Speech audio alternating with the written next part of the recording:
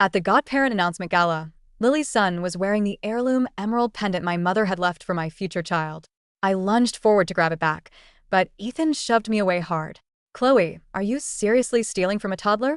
My father's hand came down in a sharp slap across my cheek. "Your mother died when you were young. Did no one teach you decency?" My stepmother, Eleanor, supported Lily, letting out a soft sigh. "Your sister didn't grow up with the privileges you had, Chloe. Why can't you just let her have this one thing?" My younger brother, Leo, sneered. "Chloe, you look pathetic right now, like a psycho." With tearful eyes, Lily shrank back into Ethan's embrace. "If Chloe really wants it back, I'll give it to her. I don't want any trouble." Ethan ripped the emerald pendant off the boy's neck and threw it onto the floor. He looked down at me coldly. "You're acting like a lunatic over a dead woman's cheap trinket?" My head buzzed. I reached out to pick it up, but before my fingers could touch the jade, my foot slipped. My stomach slammed violently against the stone steps. Blood quickly soaked through my dress. Ethan looked down at me, his eyes filled with nothing but impatience. "Playing dead on the floor like a drama queen. Who are you putting the show on for?" The guests around us couldn't help but chuckle. "Get up already." Victoria, my mother-in-law, frowned, looking at me as if I were a piece of garbage. "The gala isn't over yet. Do you have to make us the laughingstock of high society?" I opened my mouth, but only a raspy whisper escaped my throat. "Ethan, I'm pregnant." The grand hall fell dead silent for a second. My brother, Leo, was the first to burst out laughing. "Chloe, you really know how to pick your timing," he sneered. "Just because you couldn't steal the pendant from a kid, now you're lying about being pregnant? Do you honestly think Ethan will crawl back to you just because of a fake baby?" My father's face turned completely black. "Chloe, haven't you embarrassed this family enough?" Eleanor gently patted Lily's back and mocked. "Your sister came here today to celebrate Ethan becoming her son's godfather, not to steal your husband. Your little stunt is humiliating. How is she supposed to face anyone after this?" Lily's eyes grew redder. "Chloe, please don't be like this. If my presence makes you uncomfortable, I'll just take my baby and leave." She made a show of walking away, but her body swayed weakly, and she collapsed right into Ethan's arms. Ethan immediately held her tight, his voice softening. "You're not going anywhere. You stay right here." I stared at them, realizing I was nothing but a complete joke. Ethan turned back to me, his voice freezing cold. "Today, you will accept this godfather arrangement, whether you like it or not." Under his threatening gaze, the surrounding guests gradually fell quiet. Smack. Before Ethan could finish a sentence, I whipped the pregnancy test out of my pocket and threw it right at his feet. Two distinct red lines were staring back at everyone. "Oh my God. Ethan, Chloe is actually pregnant." Lily picked up the pregnancy test, her face pale with horror. Looking at the test, Victoria's voice trembled, her eyes filled with disgust and disbelief. "That's impossible. You two have been living apart for 3 years." I looked straight into Ethan's eyes. "Ethan, did you forget what you did that night?" That night, he was the one who pinned me down on the bed, his eyes bloodshot as he kissed me over and over. Asterisk, "Chloe, you will always be the only Mrs. Carter." Asterisk. I had endured this hollow marriage, waiting for him for 3 long years. I thought my patience had finally paid off. Over those 3 years, in order to expand the Carter Group's empire, he had personally moved to Europe to oversee operations. I stayed behind in this empty mansion, counting the days, looking forward to the day he would return. But today, he not only wiped out the warmth of that night, but he also wanted to become the godfather of Lily's son. For a moment, Ethan was stunned, a flicker of guilt crossing his eyes. Seeing the change in Ethan's expression, Lily's eyes brimmed with tears. "Ethan, don't blame Chloe." Lily leaned into his chest, looking at me timidly. Maybe Chloe just made a mistake. Even if we don't know whose baby it is, please don't get angry." The slight guilt in Ethan's eyes vanished instantly upon hearing Lily's thoughtful excuse. "It was just a drunken mistake.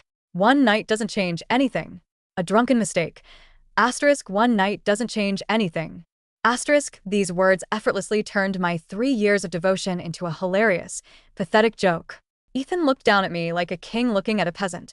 "Lily has had a hard time raising her child alone. You need to be more understanding. As for that bastard in your womb, don't even think about pinning it on the Carter family."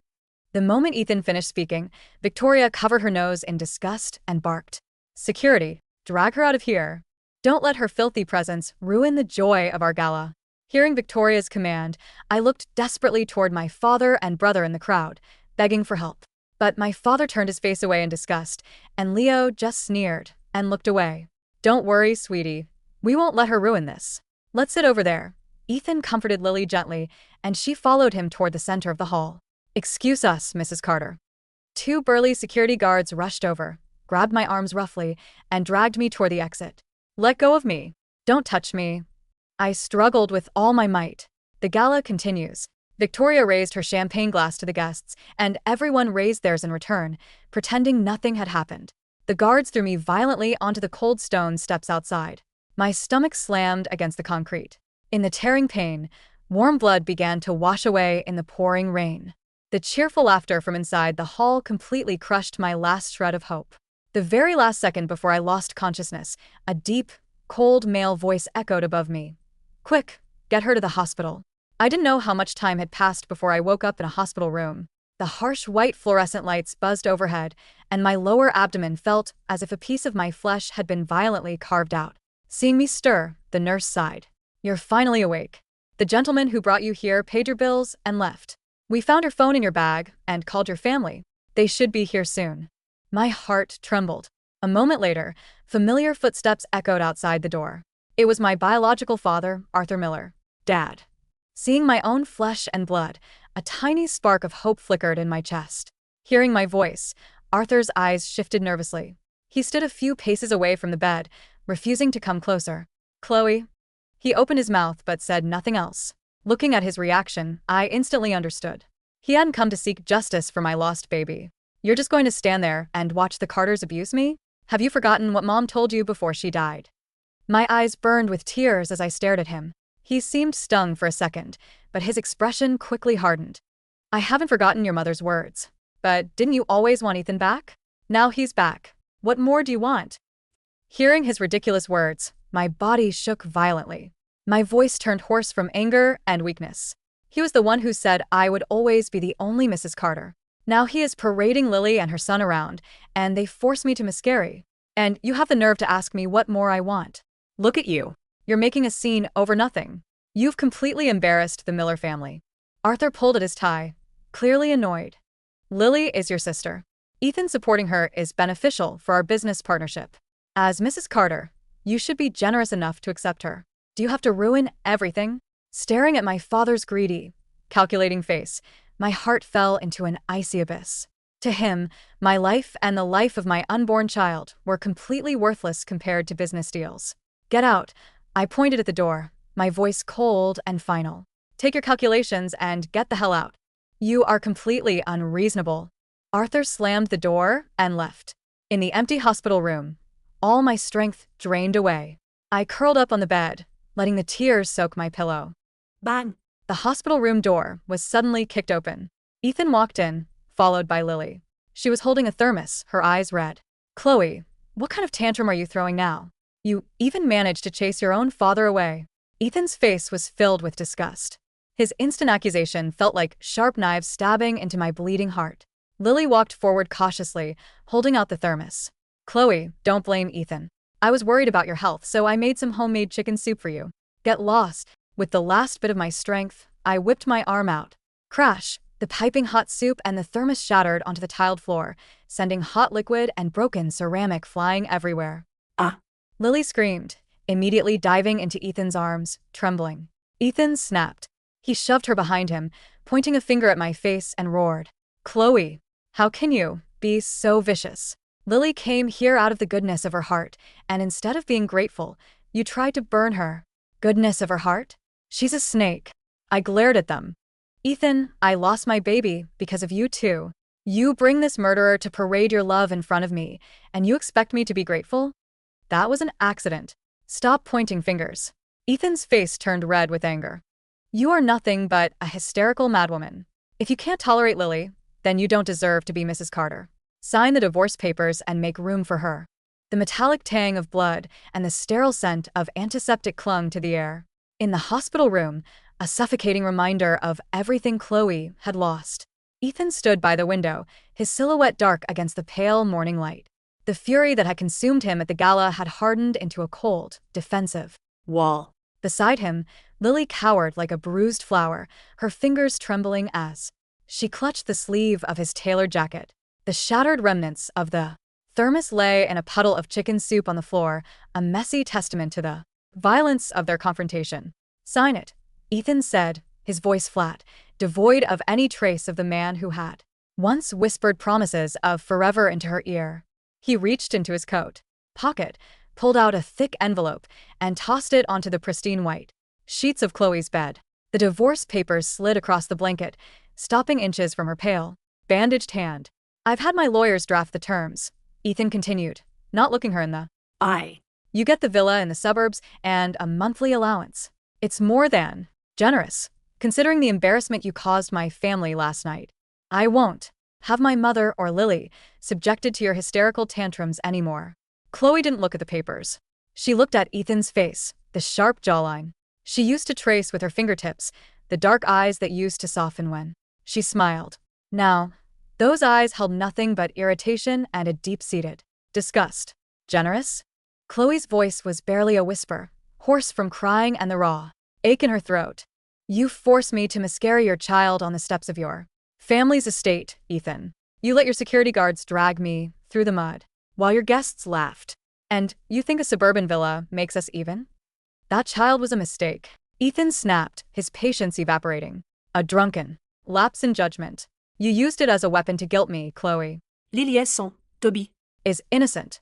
He deserved a Godfather celebration without your poison ruining it. I won't let you drag us down with your delusions." Lily whimpered, hiding her face against Ethan's shoulder. "Ethan, please don't be too harsh on Chloe. She's hurting. If she hates me, it's my fault. I shouldn't have come back."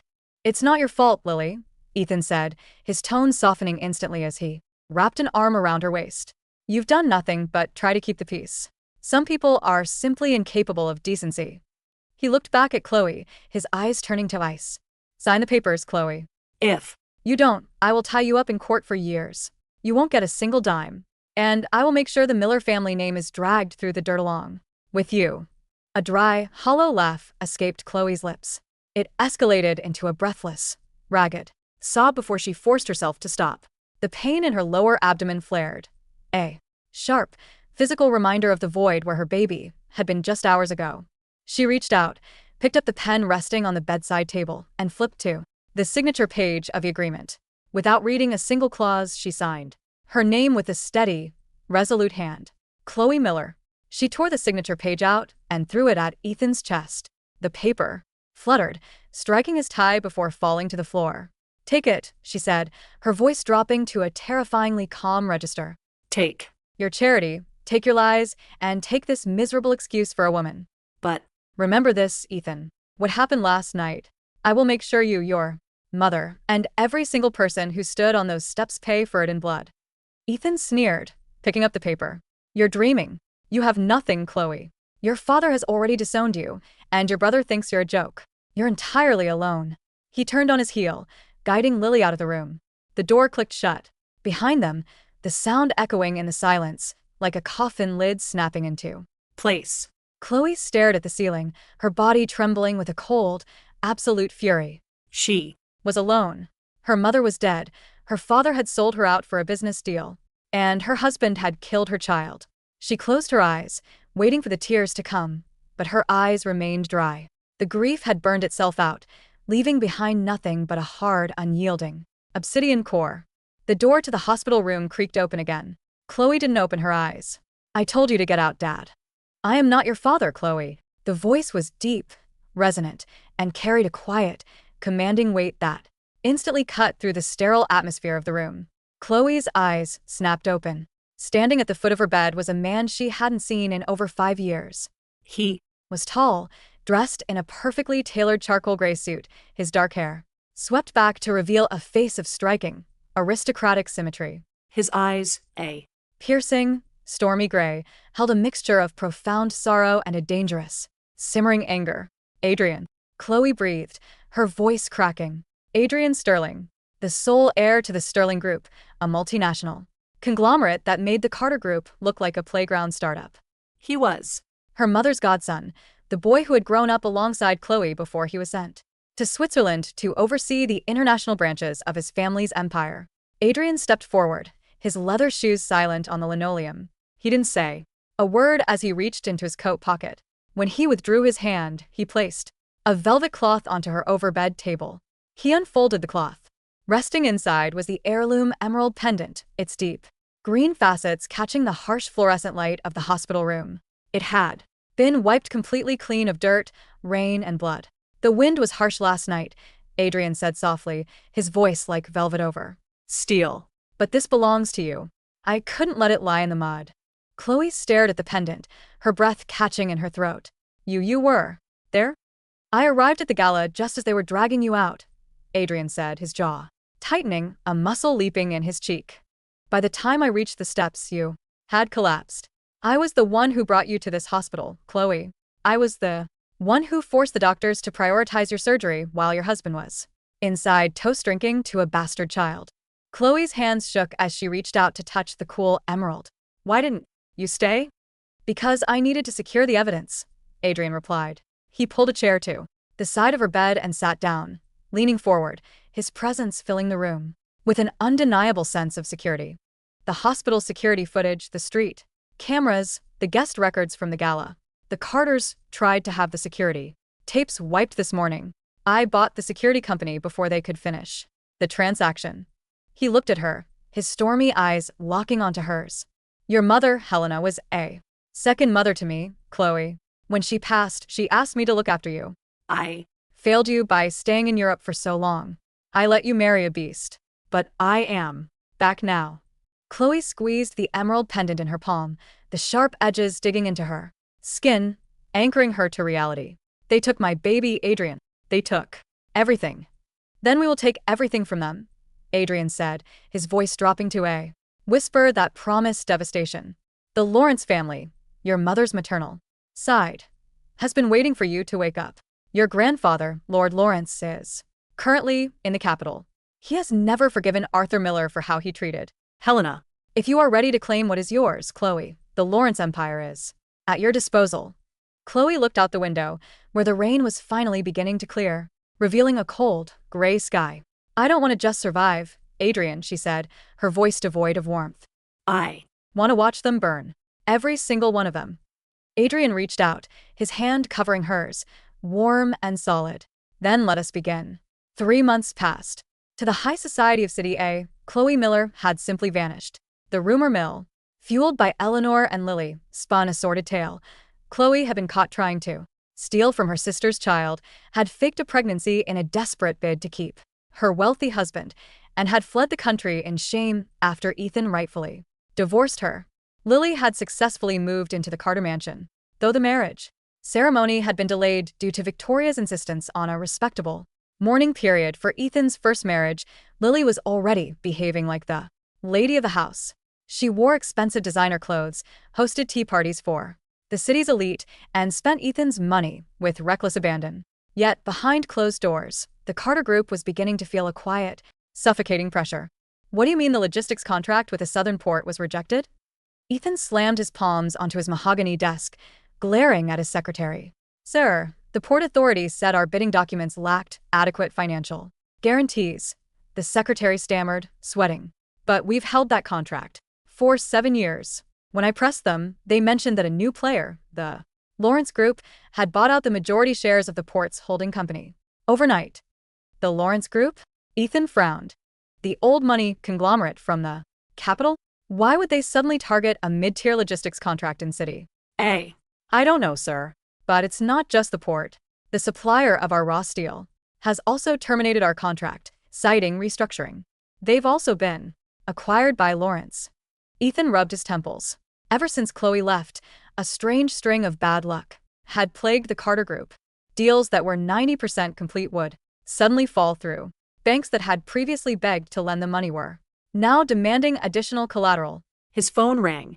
It was his mother, Victoria. Ethan, you need to come home right now. Victoria's voice was shrill with panic. The bank has sent a notice. The mortgage on the ancestral estate. They're calling the loan. They say there's an irregularity with the title deed your father signed 20 years ago. What? That's impossible. Ethan stood up, grabbing his coat. I'm on my way. As he rushed out of the office, his mind flashed to Chloe. For 3 years she had managed the household, handled his mother's demanding social calendar, and quietly smoothed over the accounting discrepancies that Victoria frequently ran up. Chloe had a degree in finance from a top-tier university, a fact Ethan had consistently ignored, treating her instead as a glorified housekeeper. Now that she was gone, the mansion's finances were a chaotic mess of unpaid bills and extravagant credit card statements run up by Lily. When Ethan arrived at the Carter mansion, he found Victoria pacing the living room, her face pale. Lily was sitting on the sofa, holding Toby, crying softly. "Ethan, you have to do something," Lily sobbed. "Some men came to the door earlier. They were so rude. They said if we don't settle the title dispute by next week, they will initiate foreclosure proceedings." Toby was so scared. "Don't worry, Lily," Ethan said, though his own heart was pounding. "It's just a clerical error. I'll have the lawyers handle it." "It's not a clerical error," Victoria yelled, throwing a document onto the table. "The land the estate is built on was originally part of Helena Lawrence's dowry. When she died, the title was supposed to revert to her daughter, Chloe. If she didn't leave a specific while granting it to Arthur Miller. Arthur sold it to us under the table to secure his initial investment in our logistics company. But now, the Lawrence Group's legal team is claiming the transfer was fraudulent." Ethan's blood ran cold. Helena Lawrence. He had forgotten that Chloe's mother belonged to the legendary Lawrence family. But the Lawrences had cut ties with Helena when she ran away with Arthur Miller. Why were they suddenly digging up 30-year-old dowry agreements now? "Is Chloe behind this?" Ethan muttered, his voice tightening. "No, she doesn't have the resources. She's probably living in some cheap apartment, wasting away." "We need to find her," Victoria said, her eyes gleaming with desperate calculation. "If she signs a waiver relinquishing her rights to the dowry land, the lawsuit goes away. Call Arthur Miller. Tell him to get his daughter in line." At the Miller estate, things were no better. Arthur Miller was screaming at his son Leo. "You idiot. How did you let the luxury resort project slip through our fingers? That was 40% of our projected revenue for the fiscal year." Leo looked terrified, his usual arrogant sneer completely gone. "Dad, it wasn't my fault. The municipal planning board suddenly revoked our zoning permit. They said the environmental impact report was falsified, but we paid off the inspector months ago. Well, whoever bought him off paid him more." Arthur slammed his fist onto the dining table. Eleanor, sitting nearby, winced, her fingers nervously twisting her pearl necklace. "Arthur," Eleanor said cautiously, "maybe we can ask Ethan for a short-term loan? Surely the Carters can help us bridge the gap." "The Carters are facing their own problems," Arthur grunted, his face dark. "The Lawrence Group is breathing down their necks over some land dispute. I don't understand what's happening. It's like some invisible hand is systematically cutting off our oxygen." "Could it be Chloe?"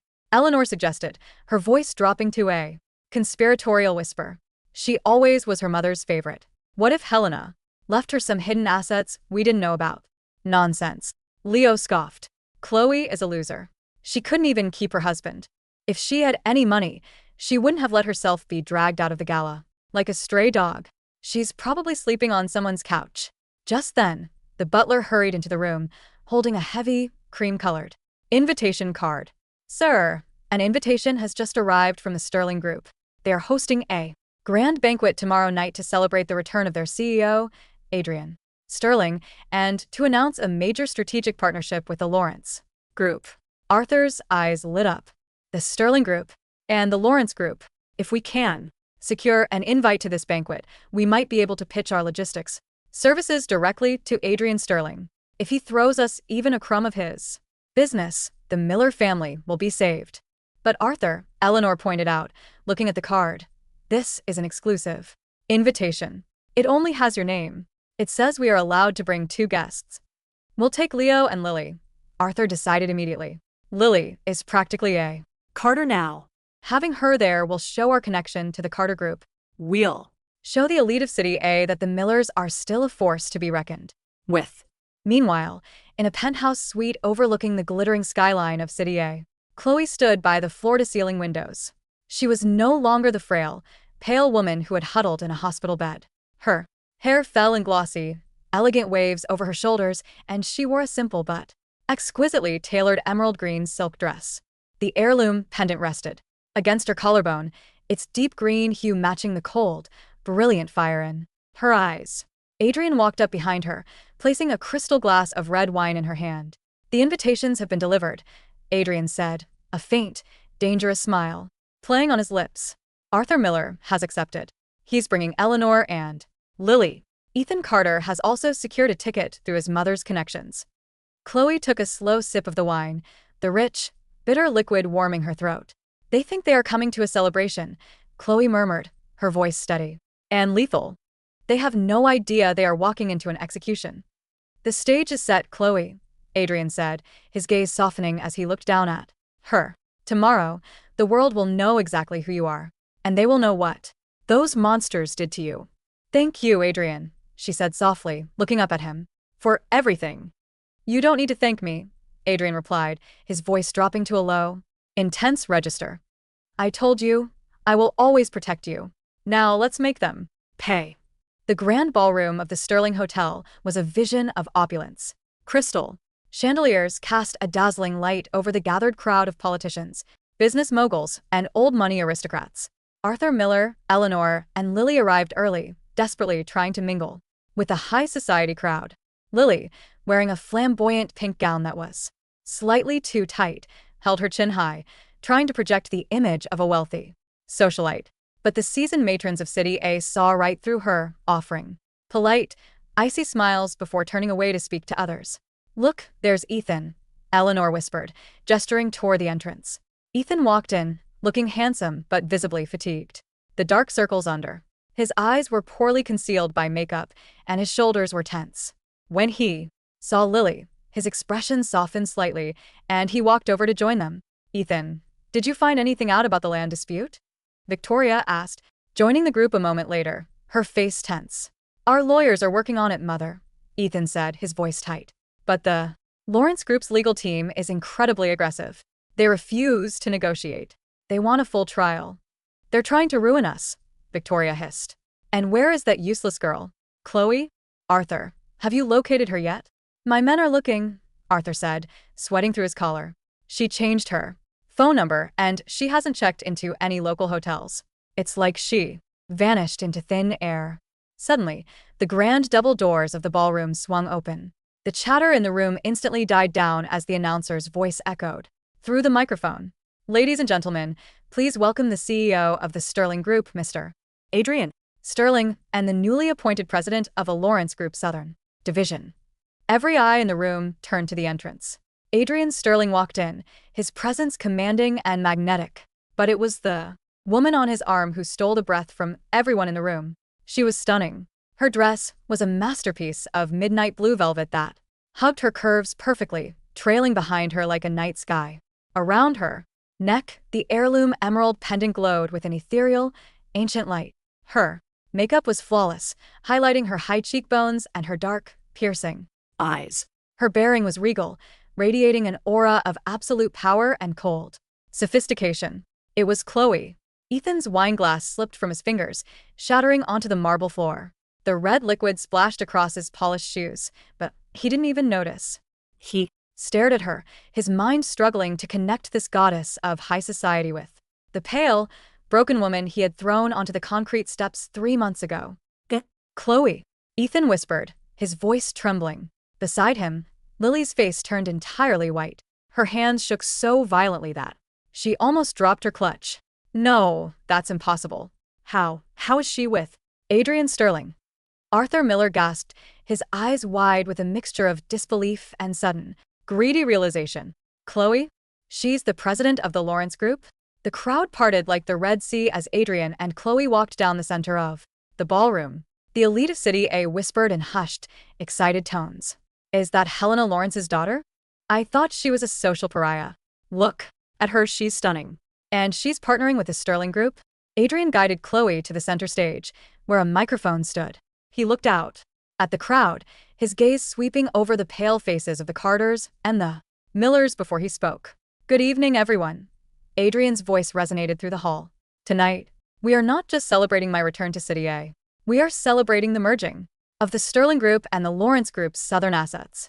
And I am proud to introduce the woman who will be leading this new joint venture, the sole heir to the Helena Lawrence estate and the president of the Lawrence Group, Miss Chloe Lawrence. The ballroom erupted into thunderous applause. Chloe stepped up to the microphone, her eyes locking onto Ethan's frozen, terrified face. A faint, razor-sharp smile touched her lips. "Thank you, Adrian," Chloe said, her voice clear and melodic, yet carrying an undertone of pure ice. "And thank you, everyone, for coming. 3 months ago, I was told that I was nothing. I was told that I was a lunatic, a thief, and a liar. I was thrown out into the rain, left to lose my child on the cold stone steps of the Carter estate." A collective gasp rippled through the crowd. The guests began to look at Victoria and Ethan with expressions of shock and disgust. But today, Chloe continued, her voice rising, filled with an unyielding power. "I stand before you not as the victim of the Carter family's cruelty, or the Miller family's greed. I stand before you as the woman who holds the keys to both of their futures. To the Carter Group and to the Miller Group, the game has just begun."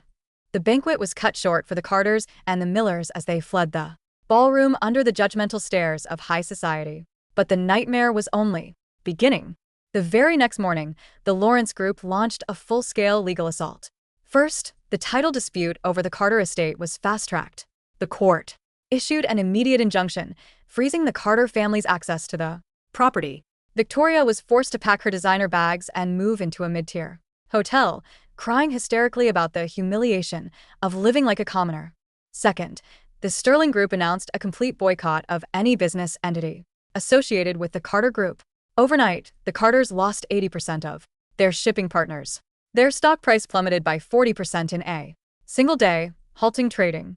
At the Miller Group, the situation was even worse. Chloe's legal team filed a massive lawsuit against Arthur Miller for the recovery of Helena Lawrence's original dowry assets. They presented meticulously detailed accounting records, compiled by Adrian's team, proving that Arthur had embezzled millions from Helena's personal trust fund to finance his own business ventures after her death. "Dad, the bank has frozen our corporate accounts," Leo screamed, bursting into Arthur's office. "They say we are under investigation for tax fraud and asset concealment. The police are outside." Arthur fell back into his chair, his face gray. How did she get those records? Those were locked in a vault." "It doesn't matter how." Eleanor panicked, grabbing Arthur's arm. "We have to go to her. We have to beg her. She's your daughter, Arthur. She won't really put her own father in prison." But Chloe was already waiting for them. That afternoon, Arthur, Eleanor, and Leo arrived at the Lawrence Group headquarters. They were kept waiting in the lobby for 4 hours before being escorted to the top-floor penthouse office. The doors opened to reveal a massive, minimalist office. Chloe sat behind a sleek black desk, her fingers interlaced. Adrian stood beside her, looking like a silent, protective guardian. "Chloe." Arthur fell to his knees the moment he entered the room, tears streaming down his face. "Chloe, my darling daughter, please, you have to save us. I made a mistake, I know I did, but I was blinded by Eleanor and Lily. They were the ones who turned me against you." "Arthur." Eleanor gasped, her face twisting in betrayal. "How can you say that?" "Shut up," Arthur yelled at her, before turning back to Chloe. "Chloe, please. I am your father. Your mother loved me. For her sake, please drop the lawsuit." Chloe looked down at the pathetic man kneeling before her. She remembered how he had stood by at the gala, turning his face away in disgust as she lay bleeding on the steps. She remembered how he had stood in her hospital room, telling her she was unreasonable for mourning her lost child. "For my mother's sake?" Chloe said, her voice quiet, but carrying a terrifying chill. "My mother died because you broke her heart, Arthur. You brought Eleanor and her illegitimate daughter into our home before my mother's body was even cold. You stripped her of her dignity, and then you stripped me of mine." She leaned forward, her eyes flashing with a deadly light. "You are not my father. You are a parasite who lived off my mother's wealth. And today the rent is due." "Chloe, please." Leo stepped forward, his voice trembling. "I'm your brother. We grew up together." "You called me a psycho, Leo," Chloe said, not even looking at him. "You laughed when I told Ethan I was pregnant. You watched me bleed and did nothing. You are no brother of mine." She pressed a button on her desk intercom. "Security. Escort these people out. And call the police. The documents regarding Arthur Miller's embezzlement are ready for submission." No. Chloe, you can't do this. Arthur screamed as two burly security guards dragged him from the office. Eleanor and Leo followed, crying and shouting, curses that fell on deaf ears. As the doors closed, Chloe let out a slow, deep breath. The weight that had been crushing her chest for years was finally beginning to lift. Are you all right? Adrian asked, placing a gentle hand on her shoulder.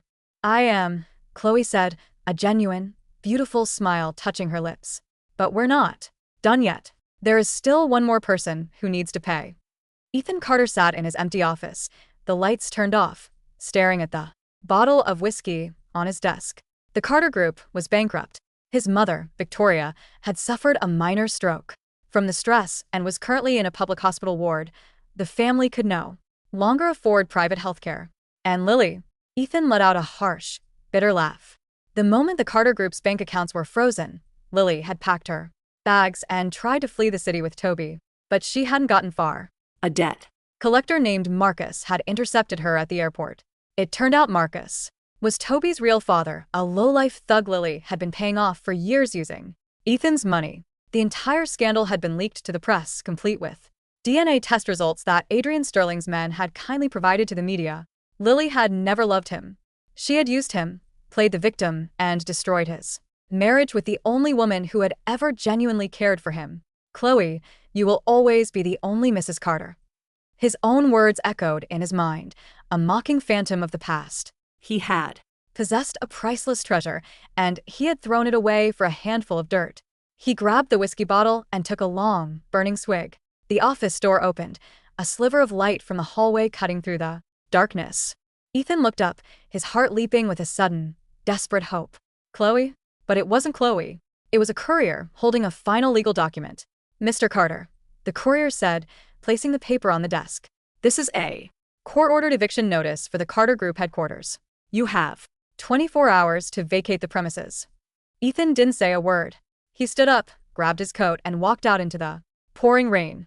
He drove to the Lawrence Group headquarters, his mind completely unraveled by grief, regret, and alcohol. He parked his car haphazardly on the curb and ran toward the entrance, but the security guards immediately blocked him. Let me see her, Ethan screamed, his voice cracking as the rain drenched his clothes, plastering his hair to his forehead.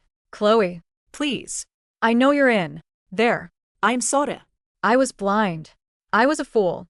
He fell to his knees on the cold, wet concrete, the very same steps where Chloe had collapsed 3 months ago. The irony was a cruel, crushing weight.